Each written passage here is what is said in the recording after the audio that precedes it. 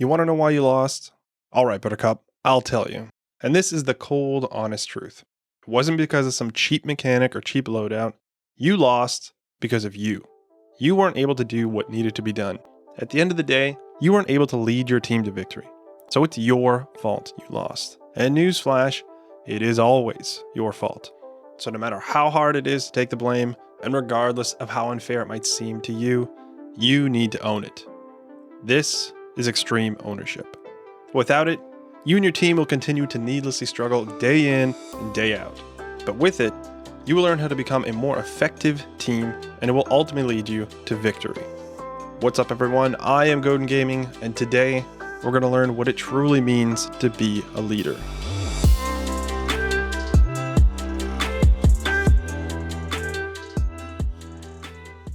Before we get into it, I want to talk about the background gameplay. It's from a long time ago, and yes, I know it's riddled with mistakes, but some of the things we're going to talk about are going to be displayed here, specifically the Fireteam chat. And I just thought it'd be helpful to give an example. Let's see if you can catch it by the end of the video. So, the first thing we need to understand about becoming a leader is this: no excuses. Excuses are a trap. Specifically, they're pitfalls. They're easily camouflaged as something else, so they're pretty hard to see. They're easy to fall into, especially since you get punished by your own weight. They are dangerous, and it can be a challenge to break free once you've fallen for the trap. So what do I mean by all that? Well, let's start with what is an excuse. Excuses are masks used to cover your own failure. We'll talk later about why, but let's just say that the goal of an excuse is to hide our mistakes. I couldn't do said task because of reason A or B, so there was nothing I could do about it. Let's not mince words here. This is the easy coward's way out. It's easy for us on many levels, so it is tempting, but it is a trap. But why is that? If you think you have the answer, please pause the video now and comment below, as I'm curious as to why you think excuses are a trap. But anyway, here is why I think excuses are a trap. Covering up your mistakes or failures allows you to go through life knowing that you always made the right choices. But obviously that's bullshit. Everyone makes mistakes all the time. It's literally how habits are formed, and it's a big part of how we learn. So mistakes and failures are good. In fact, while learning, you should be encouraged to make a lot of mistakes. However, that's if, and only if, we learn from our mistakes. But obviously, we can't learn from our mistakes if we actively try to mask and hide them or hide from them. And that's exactly what excuses do, and why they're a trap. They hide your mistakes, and this prevents you from learning from them. Here's an example. Say you play this one piano song for people all the time, and there's like a tricky transition that you often miss. When confronted about it, you often make excuses like someone made a distraction, or I had an itch, or whatever. Since you're making excuses, you might go on to think it's fine and it wasn't really something that was your fault, so you couldn't change it anyway. That is the trap. If you make excuses for your mistakes, you can never learn from them. You won't understand the root of the problem, and it will fester. It can only get worse the more you do it. The longer this goes on, the harder it is to change and escape. Once this attitude becomes a habit, it can really stifle your long-term growth and performance. This is why it is so dangerous to make excuses. But there is an easy solution. Just like I tell my piano students, never shy away from your mistakes. Instead, actively look for them, as they are the best indicator on where and what you should spend the most time on if you want to maximize your improvement. If you've seen my practice video, you might know this already, but practice is problem solving, and mistakes are just an indication of a type of problem. And again, as I tell my students, the more time you spend on finding and understanding your mistakes, the faster and stronger your improvement will be. So, no blaming it on lag, no blaming it on luck, or anything like that. No excuses. Find and own your mistakes. No excuses, play like a champion. In fact, you should own everything. Owning everything obviously means we need to own our own mistakes, as this will keep you honest with yourself and your team. It not only allows you to fully accept your shortcomings that need to be improved, but it also builds trust within the team. They understand that you won't hide anything negative, and it also encourages others to be honest and own up to their mistakes, since you're leading by example. And like we've talked about, you can't fix mistakes if you don't acknowledge or even notice them. So obviously owning up to them will help with that. But this brings up something else, the mistakes of others, which, you've guessed it, Ranunculus, you'll also have to own those as well. This might seem a little strange. After all, why should I take responsibility for the mistakes of other team members? Well, because you're a team. You win and lose as a team. And as a leader, it all falls to you. You are responsible for leveraging the tools and skills of every member. So at the end of the day, when you lose, it's because you couldn't use all those tools properly. It is your fault. So you need to own it. I know some of you might thinking this is some grade A bullshit, but sit your ass down and listen here, Crowfoot. Because it is important to own the mistakes of yourself and your team for a few reasons. One of them, like I said, is that it will build trust, and not doing it will not only slow your growth, but will also build anxiety and distrust. But let's take a closer look into why that is. Ego is the enemy. Owning up to every mistake that comes from your team can be difficult. However, doing so will lower the ego of you and your team. This allows you to focus on the mission and not their ego. So again, what do I mean by all that? Our ego is, in part, built to preserve our social standing within a group. So when you point out a flaw in someone else, it's a blow to their ego and it desperately wants to defend itself. So the knee-jerk reaction can often be a defensive or even combative response. I'm sure some of you have seen this in some teams where they blame one or two people for making a mistake or not pulling their weight. I mean, just spend any time watching Tim the Tatman and you'll definitely see that.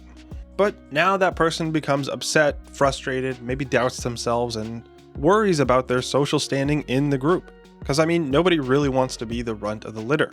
So now they're worried about their ego, even if they don't realize it. And occasionally, with very strong egos, these confrontations can turn into shouting matches or even fights. And then everyone is obviously on edge because they're all worried they might be reprimanded in the same way for making a mistake. And while some stress can be helpful, this amount and type of stress does nothing but hurt your team both in the short term and long term. In the short term, this type of stress on the ego, which happens in the prefrontal cortex, can interrupt or block neural pathways that are used for other things such as patterns for decision making and memorized mechanics. That's a long way of saying if you're worrying about your ego, you're not worrying about the game. Long term, your team will lose stability and cohesion, and it'll be harder and harder for your team to function smoothly or properly. Not to mention, it encourages people to make excuses, which again stifles growth. So inflating the ego this way compromises performance and takes up mental bandwidth that should be used on the task in front of you. The good news is that extreme ownership can circumvent these ego-filled responses fairly easily and quickly. Here's an example. Say someone didn't follow you when you told them to flank with you, and then you die. Instead of being on their case about it, which might be someone's automatic and emotional response, you should own up to it, since, like we've been discussing, it ultimately is your fault. Instead, you should respond with something like, "Sorry, it's my fault. I should have made my plan more clear, and I should have gotten confirmation." Then watch how that teammate will not only be less defensive about it, but they'll also want to listen to you more carefully in the future since you kind of took a bullet for them, both in the game and mentally as well. So their mental bandwidth is no longer cluttered with worries about their ego, but instead is solely focused on the task. The end result is that by owning everything, you'll increase the trust and cohesion of your team, and you'll be much more focused on what you need to get done instead of worrying about defending and protecting their egos. The ability to not have to worry about what others think is a huge boon to both you and your team, especially under tense situations. So hopefully you can see how ego truly is the enemy and why you need to own everything. A big part of how we do this is how we communicate. So let's get down to the next topic, addressing your team. Communication is obviously about what you say, but as you might have guessed, it's also about how you say it. So let's start with that. First things first, regardless of what happens, you should always treat your team with respect. Because not treating your team with respect has some severe drawbacks, similar to what we've been talking about with the ego. Because if someone feels they've been disrespected, you'll likely find another egotistical response, which we know is very bad. And people are usually willing to put in more effort when it comes to their own community. And treating people with respect will obviously help foster that sense of belonging and community. There's also a certain amount of psychological safety in knowing that whatever happens, you can rely on your team and peers to treat you with respect and decency. It's sort of a cushion for the ego. So treating people with respect can help bind your team together and allow you to focus on the task instead of potentially worrying about something else. So respect is obviously a must. No duh. Another way of addressing or communicating that is extremely helpful is praise. And no, I obviously don't mean in the religious sense. I mean it in a sense of giving credit when credit is due. If a teammate makes a good play or good call, you should tell them it was good. If it really was a good play, then there's basically no downside to acknowledging them and their performance. This is just your average run-of-the-mill positive reinforcement, but it's one of the fundamental tools for a reason. It just works. It motivates and encourages them to repeat the behavior and do well in the future. Not to mention, it helps them feel seen and appreciated within the group, which is obviously a good thing.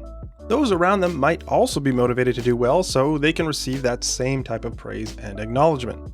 Although there is an important caveat here. Not everyone is at the same level, so a certain amount of empathy is required. An average play for a generally bad player should still be given credit as you're acknowledging their good performance and improvement based on where they're at.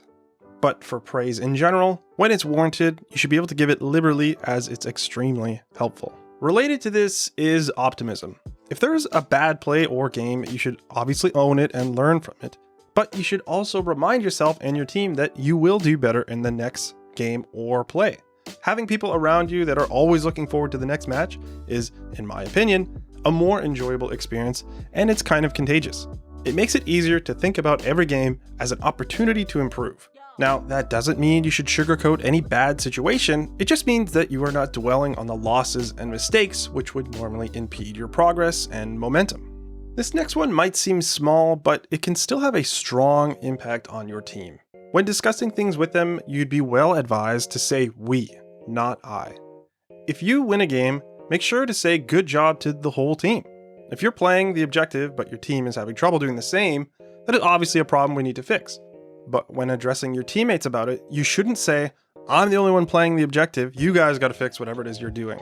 There's no good reason to single each other out like that. It does nothing but create distance and dissonance within the group, and it also has the potential for more ego trips. Instead, use we. Something like, seems like we're not playing the objective enough. We should try to change that. Again, it doesn't matter if you're doing your part. That does not absolve you of responsibility, and it doesn't help you fix the problem. You're still a part of the team, and saying we really enforces and reminds everyone that you're in this together. So those are some of the ways you want to address and communicate with your team, but let's talk about how to deal with ways we don't want to communicate. There are a lot of bad ways to communicate, but I want to go over one basic idea that can help you prevent any bad attitude or communication. The basic premise is that you get what you tolerate. Essentially, this means that if you don't shut down certain attitudes or behaviors, you should expect them to continue, as people will notice your inaction or indifference as accepted permission. So if you tolerate people complaining and bickering, you should expect it to continue. And guess what? That is also your fault. It's your job to let people know what you're willing to tolerate in the group. So make sure to speak out when someone says something that goes against what you're looking for. So that covers some of the basics on how we should address our team, but let's talk about what we should be saying while mid-action. Communication.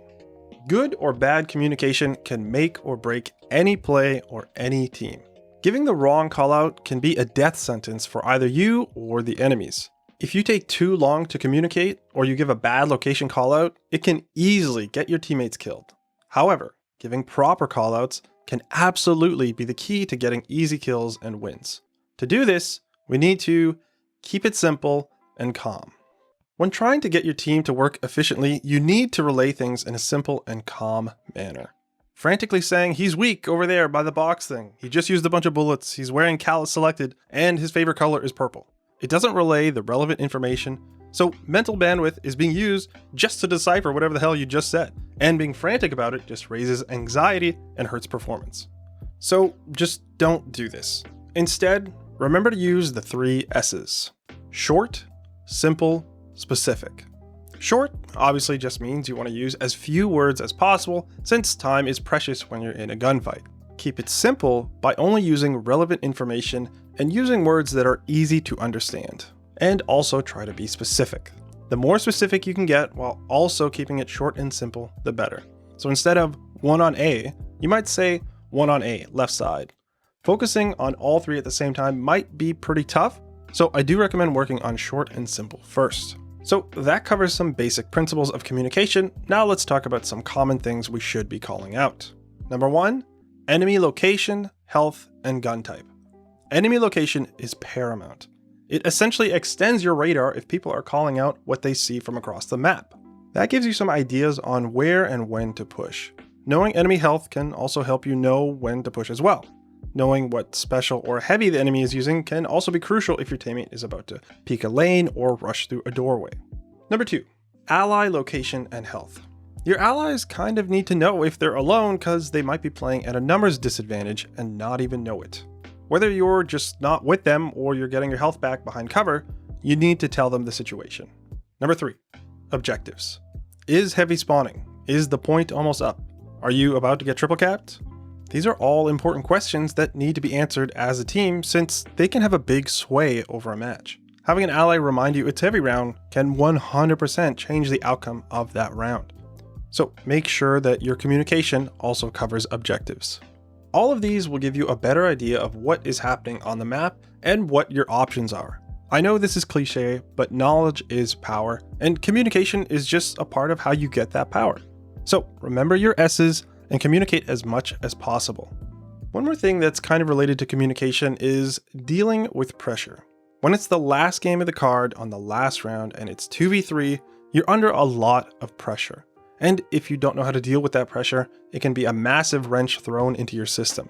It's that fight or flight response. Adrenaline starts pumping, your heart rate goes up, your hands start to sweat, and any little thing can set you off. We'd like to avoid getting here in the first place, but once you're here, you need to know how to handle these high pressure situations. Because if you don't, that wrench will wreck you. So take some deep breaths and let's learn how we do this. Number 1, breathe and look. Take a second to breathe and become aware of as much as you can. You need to know what your main objective should be and what tools or options are at your disposal so you can make an informed decision. So take a mental snapshot of as much as you can. Do you have your abilities to stop a push? Do you have a safe exit? Is your super coming up? Did they send someone alone? Is the zone spawning soon? We need as much relevant information as possible here, so make sure to breathe and look. Number 2, prioritize. You can't do too many things at one time, so we need to prioritize and figure out what is the most important thing right now. For instance, is there a push about to happen that I can stop or avoid? Or is there an easy res somewhere? Is there an objective I need to be on right now? You need to decide what is the most important thing right now. After that, you go to number 3, make a call. Here, you're just looking for the best plan of action available to you. Whether it's pushing the solo, the res, or whatever, just make your call and tell your team exactly what you're all going to do. And then you move to number 4, execute.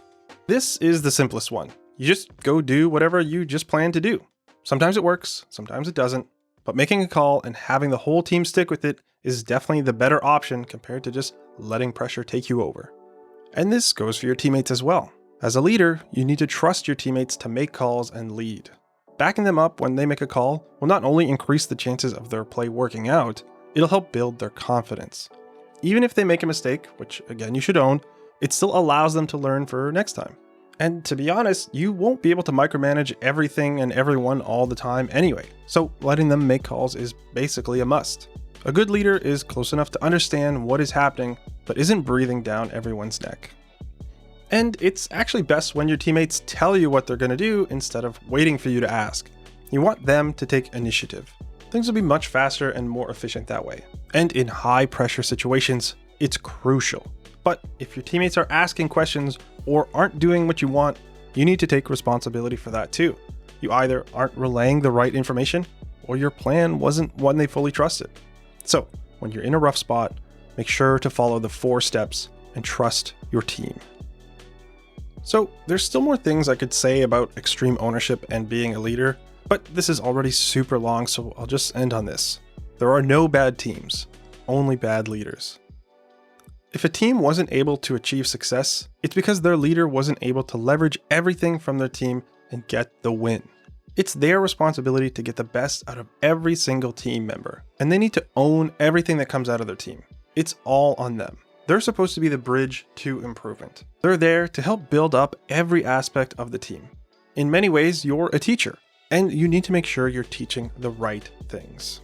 Kind of reminds me of that movie Whiplash. It's about this jazz conductor who is extremely hard on his students because he thinks it'll help them turn into the best versions of themselves. And as much as I love the movie, it's an absolute dog shit mentality. As a music teacher, I can tell you how much potential he is wasting away by not fostering it properly.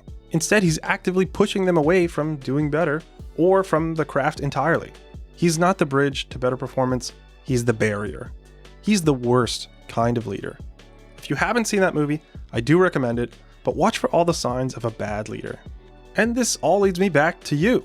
When you're through this video and you're about to go practice like the beautiful buttercup that you are, I want you to think about some of the things we covered here and ask yourself, what kind of leader do I want to be?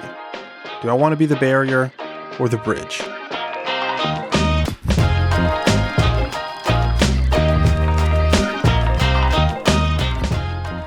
Anyway, that's going to do it for the video. I know that took a lot longer than normal. Very sorry about that. And I also want to apologize about not continuing the gameplay review series. Unfortunately, that was not performing as well as I'd hoped, and frankly, the quality wasn't really up to my standards. If you still want to have your gameplay reviewed though, I will be doing those live on Twitch and posting the video and write-up to Discord, so make sure to join if you're interested in that. If you'd like to learn more about this topic, you can check out the book Extreme Ownership, because that's basically where most of these ideas come from. Anyway, thank you so much for watching. I hope some of you found that valuable, and if you made it to the end of the video, happy practicing. No, what I'm gonna do is, I'm gonna look out for myself, and I'm gonna get mine. See, man, that's the worst attitude I ever heard.